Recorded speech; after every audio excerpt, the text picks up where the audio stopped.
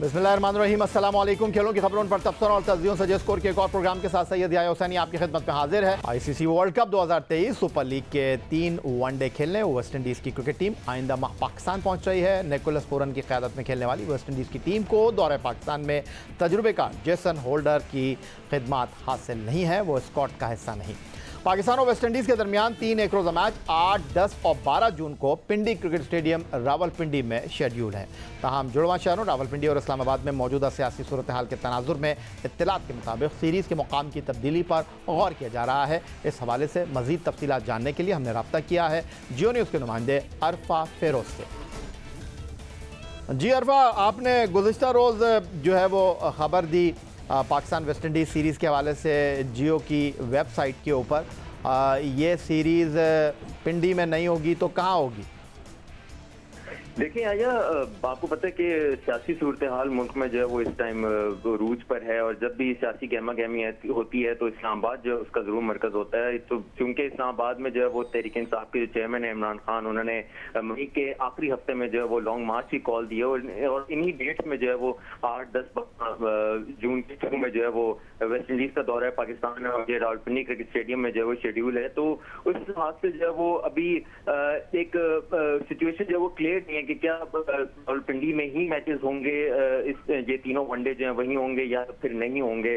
तो इस हवाले से जो है वो पीसीबी ने एक प्लान बी जो है वो शुरू कर दिया है बनाना, और पहला प्लान तो जाहिर सी बात है रावलपिंडी में ही मैचेस का उन्होंने कहा हुआ है, लेकिन प्लान बी के मुताबिक जो है वो मुल्तान क्रिकेट स्टेडियम पर जो है वो ऑप्शन उन्होंने रखी है, क्योंकि जाहिर सी बात है इस टाइम से 4 वेन्यू पे पाकिस्तान के जो है वो इंटरनेशनल पीएसएल मैचेस हो रहे हैं, जिसमें रावलपिंडी, मुल्तान, लाहौर और कराची है। लेकिन क्योंकि कराची और लाहौर में जो इस टाइम पिच की रेनोवेशन हो रही है और जो मुल्क के दीगर जो स्टेडियम्स हैं वहाँ तज़ीन प्राइस का काम हो रहा है, जो कुछ स्टेडियम्स हैं वो भी तामीर हो रहे हैं, तो उससे पीछे एक मुल्तान क्रिकेट स्टेडियम ही बचता है जिसमें वेस्ट इंडीज की जो 3 मैचेस हैं वो शेड्यूल इसमें किए जा सकते हैं। उधर नेशनल स्टेडियम कराची में कॉमनवेल्थ गेम्स के लिए पाकिस्तान खवातीन क्रिकेट टीम का कैंप लगा हुआ है। इत्तलात के मुताबिक 15 मई को इवेंट के लिए पाकिस्तान खवातीन टीम के नामों का ऐलान मुतवक्किल है। ताहम बोर्ड इन दिनों कप्तान बिस्मा मारूफ के हवाले से मुश्किल सूरत हाल का शिकार दिखाई दे रहा है, जिनके लिए अपनी साहबजादी को कॉमनवेल्थ गेम में साथ लेकर जाना कदर मुश्किल दिखाई दे रहा है। इस साल न्यूजीलैंड में मुनक़िदा आईसीसी वर्ल्ड कप में बिस्मा मारूफ अपनी साहबजादी को एक इजाफी शख्स के साथ बोट के खर्चे पर लेकर गई थी। ताहम कॉमनवेल्थ गेम इंतजामिया ने इस हवाले से कोई पॉलिसी न होने के सबब बिस्मा मारूफ की बेटी और इजाफी शख्स को स्क्वाड में रखने की सूरत में पीसीबी के 2 सपोर्ट स्टाफ कम करने की शर्त रख दी है। अब ऐसी सूरत हाल में बिस्मा मारूफ के पास 2 ऑप्शंस हैं, या तो वो कॉमनवेल्थ गेम्स में शिरकत से माजरत कर लें या फिर अपनी साहबजादी को उन्हें पाकिस्तान छोड़कर जाना पड़ेगा। पाकिस्तान खवातीन क्रिकेट टीम के bowling coach test fast bowler Salim Jaffar Karachi के Hanif Khan national high performance centre में खिलाड़ियों की कोचिंग में मसरूफ़ हैं। सलीम जाफर का कहना है कि नई मैनेजमेंट ने फैसला किया है कि खवातीन क्रिकेट को मुल्क में फ़रोग़ दिया जाएगा। कैंप में भी अंडर 18 और अंडर 16 की कुछ अच्छी खिलाड़ी नज़र आई हैं। खवातीन टीम की कारकर्दगी 50 ओवर्स में खेल में ज़्यादा अच्छी नहीं, अलबत्ता T20 बैनुल-अक़वामी मुकाबलों में उनकी परफॉर्मेंस में बेहतरी दिखाई देती है। इन्होंने ये डिसाइड किया है कि अब क्रिकेट को थोड़ा एक्सपैंड करना चाहिए, वुमेंस क्रिकेट को। बात ही एक्चुअली ये है कि हमारे यहाँ बहुत लिमिटेड है वुमेंस क्रिकेट। अब ट्रायल्स होने शुरू हो गए हैं, और प्रोविंस में आप देखें कोचेज जो वुमेंस कोचेज हैं वो प्रोविंस के वो जा रहे हैं, वो ट्रायल्स हो रहे हैं। तो इसमें इट मीन्स ये कि हमारे को इंशाल्लाह 1-2 साल बाद ये क्वान्टिटी नज़र आने शुरू हो जाएगी, कॉम्पिटिशन मज़ीद अच्छा होना वाला है। अभी इस कैम्प में भी मैं देख रहा हूँ 2-3 जो अंडर 18, अंडर 16 की हैं जो प्लेयर्स बहुत अच्छी हैं, प्रॉस्पेक्ट हैं, वो इंशाल्लाह 1-8 साल इन पे काम हुआ, अच्छे कैंप में इनका स्किल वर्क हो गया तो ये भी फ्यूचर प्रोडक्ट्स हैं। और बात रही कि हमारी परफॉर्मेंस की, मैंने थोड़ा ये गैस किया, मैंने पिछले भी देख रहा हूँ कि 50 ओवर्स की गेम की जो एनर्जी है वो शायद हमारा थोड़ा एनर्जी लेवल वीक है। 20 ओवर्स को अगर आप देखें, हम 20 ओवर्स बहुत बुरा नहीं खेल रहे हैं, अच्छा खेल रहे हैं। तो मेरे ख्याल में ये जो ओवर्स का जो डिफरेंस है ना, बेसिकली ये मुझे इनको कॉस्ट कर रहा है। 50 ओवर्स को प्लान करना वो थोड़ा इंटायरली डिफरेंट है, और 20 ओवर्स को प्लान करना डिफरेंट है। तो मेरे ख्याल में एक प्लानिंग, एनर्जी लेवल, ये जो चीज़ें हैं ये थोड़ा उस पर देखना है। 50 ओवर्स में और इनको स्ट्रेंथन होना पड़ेगा। उधर सेंट्रल कॉन्ट्रैक्ट और वेस्ट इंडीज़ के खिलाफ वनडे सीरीज़ के लिए स्कॉट के लिए मशावरती अमल भी जारी है। गुज़िश्ता इजलासों में सामने आने वाली तजावीज़ पर अब भी गौर किया जा रहा है। इस बारे में मज़ीद तफसीलात के लिए चलते हैं लाहौर, जहां टेलीफोन लाइन पर हमें ज्वाइन कर रहे हैं जियो न्यूज़ के नुमाइंदे सुहेल इमरान। जी सुहेल, इस मरतबा सेंट्रल कॉन्ट्रैक्ट में इजाफे का इम्कान है और वेस्ट इंडीज़ के खिलाफ वनडे सीरीज़ के लिए कौमी टीम के ऐलान के हवाले से क्या खबर है? ये पहले मैं बात करता हूँ सेंट्रल कॉन्ट्रैक्ट के हवाले से। सेंट्रल कॉन्ट्रैक्ट की जो मुद्दत है वो 30 जून को खत्म हो रही है और इन दिनों पाकिस्तान क्रिकेट बोर्ड जो है वो अपना जो सालाना बजट है उसकी तैयारियों में मसरूफ है और इससे एक बहुत बड़ा चंक है ये वाला सेंट्रल कॉन्ट्रैक्ट जिसके मुआवजे अदा किए जाते हैं खिलाड़ियों को। इस हवाले से इब्तदाई मुशावरत हुई थी, एक इजलास हुआ था ईद से पहले और अब ईद की छुट्टियों के बाद गुज़िश्ता रोज भी इस हवाले से इजलास हुआ था। आज भी इस हवाले से मुशावरती अमल जारी है जिसमें डायरेक्टर इंटरनेशनल जाकिर खान का भी फीडबैक लिया जा रहा है क्योंकि वो भी इसका रुकन और बड़ा अहम रुकन है। इसके साथ साथ कप्तान और हेड कोच के साथ भी मुशावरती अमल जारी है। जहां तक दौरा वेस्ट इंडीज के लिए ऐलान के हवाले से है वो भी इसी हफ्ते इसका फैसला कर लिया जाएगा कि कब हतमी स्क्वाड से ऐलान किया जाएगा और कैंप का वेन्यू क्या होगा। अब चंद रोज के अंदर इस टीम का ऐलान कर दिया जाएगा और उसके लिए जो सीनियर खिलाड़ी हैं जो इस वक्त खासतौर पर काउंटी क्रिकेट खेल रहे हैं इंग्लैंड में, उनके हवाले से यही तजवीज़ आई है कि उनको आराम दिया जाए। ऑस्ट्रेलिया के खिलाफ एशेज सीरीज में नाकामी के बाद इंग्लिश टीम के कोचिंग स्टाफ को फारिग किया गया तो इंग्लिश टीम के लिए नए कोच की तलाश का अमल जारी है और बरतानवी मीडिया के मुताबिक न्यूजीलैंड क्रिकेट टीम के साबिक कप्तान 2015 वर्ल्ड कप के फाइनल में न्यूजीलैंड टीम को ले जाने वाले ब्रेंडन मैकलम इंग्लैंड की टेस्ट टीम के मजबूत उम्मीदवार हैं कोच बनने के हवाले से। ब्रेंडन मैकलम ने England and Wales cricket board से बातचीत की और दिलचस्पी का इजहार भी किया है। ईसीबी ने रेड और वाइट बॉल क्रिकेट के लिए कोचेस के 2 रोज़ इंटरव्यू किए हैं। बरतानवी मीडिया के मुताबिक वाइट बॉल कोच की दौड़ में ऑस्ट्रेलिया के साइमन कैटेज और इंग्लैंड के पॉल कॉलिंगवुड शामिल हैं। पाकिस्तान सुपर लीग की सबसे मुतहरिक फ्रेंचाइज और पीएसएल की चैंपियन टीम लाहौर कलंदर, जिन्होंने इंग्लिश काउंटी यॉर्कशायर से गुज़श्ता साल 21 दिसंबर को शराकत दारी का मुआहिदा किया। इस नई पार्टनरशिप के तहत यॉर्कशायर क्रिकेट क्लब ने लाहौर कलंदर के फास्ट बॉलर हारिस रऊफ को बतौर ओवरसीज़ प्लेयर साइन किया। हारिस रऊफ इन दिनों यॉर्कशायर की जानिब से इंग्लिश काउंटी खेलने में मसरूफ़ हैं, जहां उन्होंने 3 मुकाबलों में 14 विकेटें हासिल कर रखी हैं। गुज़श्ता साल दिसंबर में होने वाले पार्टनरशिप मुआहिदे के मुताबिक लाहौर कलंदर और यॉर्कशायर काउंटी बैनुल-अक़वामी खिलाड़ियों का तबादला करेगी, जिससे दोनों तरफ के क्रिकेटर्स को एक दूसरे से सीखने का मौका मैसर आएगा। यॉर्कशायर काउंटी क्रिकेट क्लब के नौजवान खिलाड़ियों को स्कॉलरशिप दी जाएगी और वो पाकिस्तान आकर लाहौर कलंदर के नेशनल हाई परफॉर्मेंस सेंटर की सहूलियात से मुस्तफ़ीद होंगे और पाकिस्तान से भी क्रिकेटर्स को यॉर्कशायर में ट्रेनिंग का मौका मैसर आएगा। इस हवाले से मजीद बात करने के लिए हमें वीडियो लिंक पर दुबई से ज्वाइन कर रहे हैं लाहौर कलंदर के चीफ ऑपरेटिंग ऑफिसर और लाहौर कलंदर के मैनेजर समीन राना साहब। खुशामदीद कहेंगे समीन, आपको यॉर्कशायर से आपने दिसंबर 2021 में जो मुआहिदा किया उसका फर्स्ट स्टेप तो ये था कि आपकी दरियाफ्त हारिस रऊफ को इस सीज़न में यॉर्कशायर ने ओवरसीज़ खिलाड़ी की हैसियत से साइन किया। अब इत्तलात यह है कि यॉर्कशायर की इंतज़ामिया, जिसमें टेस्ट फास्ट बॉलर डैरन गफ मौजूद हैं, आइंदा हफ्ते लाहौर पहुँच रहे हैं और उसकी फर्दर अपडेट क्या है? जी याया भाई, thank you so much for inviting me. और जिस तरह बिल्कुल हारिस रऊफ का जिस तरह सफ़र लिमिटेड ओवर क्रिकेट में बिग बैश खेल के स्टार्ट हुआ और उन्हीं की डेवलपमेंट के लिए ये अपॉर्चुनिटी भी क्रिएट की कि वो रेड बॉल से भी एक्सपीरियंस लें और उन्हें यॉर्कशायर के साथ हमने कॉन्ट्रैक्ट किया और हारिस रऊफ को वहाँ पे हमने उनके जो एज ए ओवरसीज़ प्लेयर जो है वो खिलवाया इस दफ़ा।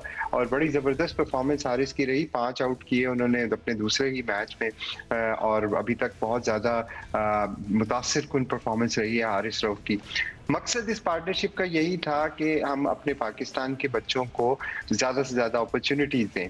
अब उसी सिलसिले में यॉर्कशायर की टीम, डैरन गॉफ जो उनके मैनेजिंग डायरेक्टर हैं, वो पाकिस्तान आ रहे हैं, लाहौर आ रहे हैं, हाई परफॉर्मेंस सेंटर में आ रहे हैं और उनके साथ उनकी पूरी कोचिंग टीम आ रही है। कबीर अली भी उसमें है जो मोइन अली के भाई हैं वो यॉर्कशायर के साथ कोचिंग कर रहे हैं इस वक्त। तो मकसद उनका ये आने का कि वो यहाँ पे आके एक तो लाहौर कलंदर हाई परफॉर्मेंस सेंटर में जो फैसिलिटीज़ हैं वो देखना चाहते हैं, दूसरा वो हमारे प्लेयर डेवलपमेंट प्रोग्राम से काफ़ी ज़्यादा इंस्पायर हैं और वो ये चाहते हैं कि इंग्लैंड के अंदर, यॉर्कशायर के अंदर इस प्लेयर डेवलपमेंट प्रोग्राम को इस समर में वहाँ पे किया जाए। तो उसके लिए कुछ लेसन लर्न जो है, ऑब्वियसली हमारी टीम आकिब भाई की सरबराही में पिछले 4-5 साल से प्लेयर डेवलपमेंट प्रोग्राम कर रही है और उनके पास काफ़ी ज़्यादा इस चीज़ का एक्सपीरियंस भी है।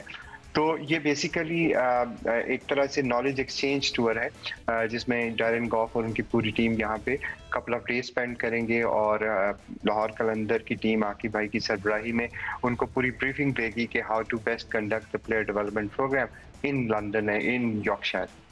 प्रोग्राम में वक्त हुआ एक ब्रेक का। ब्रेक से वापस लौटेंगे तो खेलों की मजीद खबरों पर गुफ्तगू करेंगे। मिलते हैं एक ब्रेक के बाद।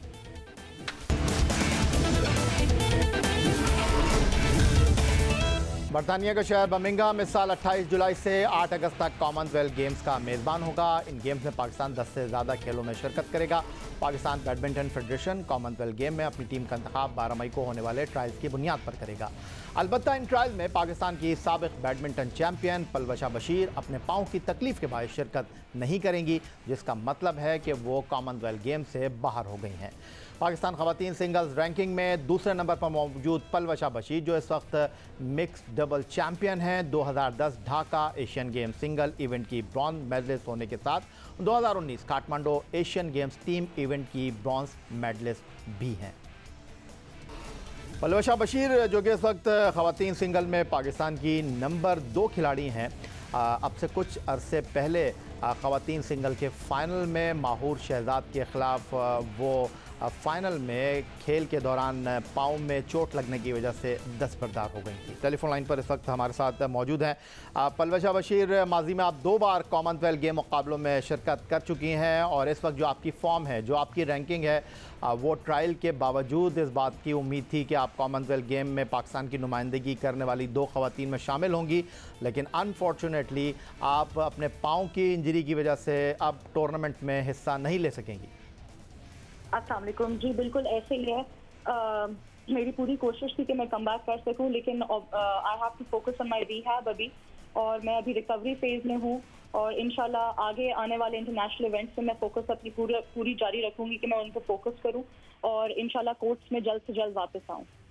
तो पलवशा, आपने पाकिस्तान बैडमिंटन फेडरेशन के ये बात गोश गुजार की कि 3 हफ्तों का आपके पास वक्त था और ये गेम्स तो जुलाई में शुरू होने हैं, तो क्या आपको पाकिस्तान बैडमिंटन फेडरेशन जो है वो इस ट्रायल से मुबर्रा कर देता और अगर आप फिट नहीं होती तो फिर आपकी जगह बैकअप प्लेयर चले जाता?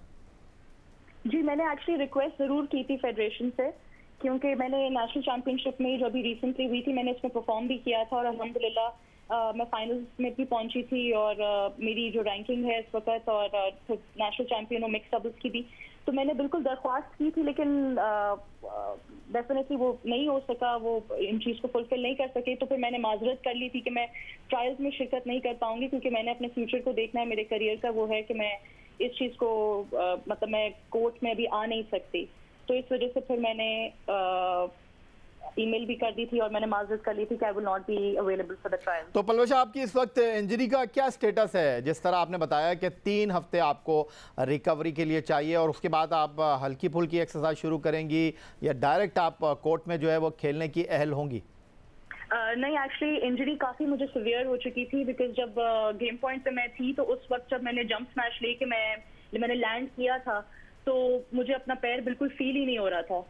तो वो काफ़ी उसके बाद भी मुझे हॉस्पिटल ले जाया गया और ट्रीटमेंट मुझे दी गई थी, प्लास्टर भी चढ़ाया गया था।